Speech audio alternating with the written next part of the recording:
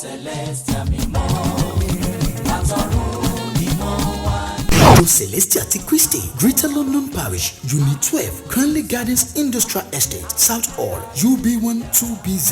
United Kingdom ní fìtìfẹ́tìfẹ́ pé gbogbo ènìyàn síbi ìdúpẹ́ àjọ̀dún ìkórè àgbà ti ọdún kejìdínlọ́gbọ̀n ọdún 2023 pẹ̀lú àkórè ìkórè tí Olúwa ó ṣeé ṣe ìwé Lúùkù kínní ẹsẹ̀ kẹtàdínlógójì bí ètò yóò ṣe lọ rè pẹ̀lú ìlànà ìjọ Celestial ní ọjọ́ ìṣẹ́gun ọjọ́ kejìdínlógún oṣù kẹjọ la ó lọ máa fi fún àwọn tí ipa kún fún bẹ̀rẹ̀ ní agogo 4 ìrọ̀lẹ́ ní ọjọ́ kẹtàdínlógún ọjọ́rú oṣù kẹjọ ni àwọn obìnrin yóò máa ṣiṣẹ́ ìránṣẹ́ ní agogo 5 ìrọ̀lẹ́ ní ọjọ́ kẹrìndínlógún ọjọ́bọ̀ oṣù kẹjọ ní ìṣọ́nà àti àṣálẹ́ àwọn wòlíì bẹ̀rẹ̀ ní dédé agogo 5 ìrọ̀lẹ́ ní ọjọ́ karùndínlógún ọjọ́ ẹtì ìsọjí àti àṣálẹ́ iṣẹ́ ìránṣẹ́ orin ẹ̀mí bẹ̀rẹ̀ ní dédé ago 2 àṣálẹ́ lọ́jọ́ àìkú Sunday ọjọ́ kẹtàdínlọ́gbọ̀n ní wẹ̀jẹ̀wẹ̀mú àti àṣekágbá ìdúpẹ́ ìkórè yóò wáyé ní olú ìjọ wa CCC Greater London Parish èsì yóò bẹ̀rẹ̀ ní dédé ago 10 òwúrọ̀ ìkórè tí Olúwa á ṣe é ṣe lábẹ́ olùdarí Venerable Superior Evangelist John Bamiji Oyelakin olùṣọ́ ìjọ